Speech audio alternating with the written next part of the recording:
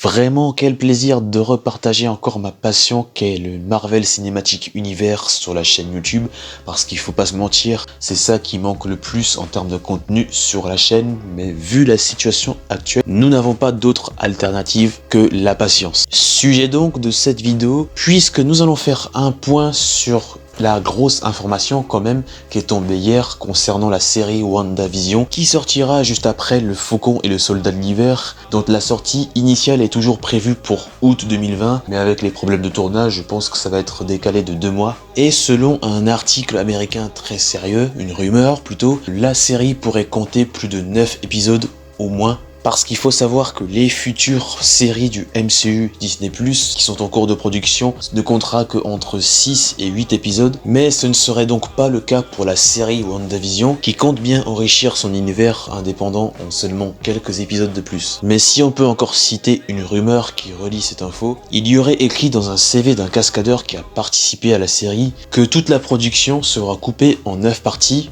ou bien plus. Donc dans ce CV, il y aurait donc la confirmation que toute la série se déroulera en 9 épisodes ou encore plus s'il a de la chance. Moi, honnêtement, qu'est-ce que je pense de tout ça? Moi, je dis juste qu'il faut attendre de ce que ça donne, faut attendre, faut patienter. Il y a vraiment un gros potentiel sur cette série au vu des trailers et des teasers qui nous ont été offerts il y a quelques mois. Je suis vraiment pressé de découvrir tout ça sur une autre angle. On va vraiment s'attendre à quelque chose de jamais vu dans le MCU. Ça sera vraiment une série très différente par rapport à tout ce qu'on a eu auparavant au cinéma ou même à la télévision avec les agents du Shield, Daredevil, Punisher, Jessica Jones, Agent Carter et j'en passe. On aura aussi droit à des épisodes de sitcom. On peut s'attendre à ce qui est du Community, Friends, Big Bang Theory et encore quelques classiques, donc vous en avez tous en tête, j'ai pas besoin de tous les citer. Donc pour vous dire qu'on aura quand même une autre image du MCU, vu le concept utilisé dans la série, on peut s'attendre à des scénarios inédits et paradoxaux. Pour ce qui est du cinéma, l'intrigue de la série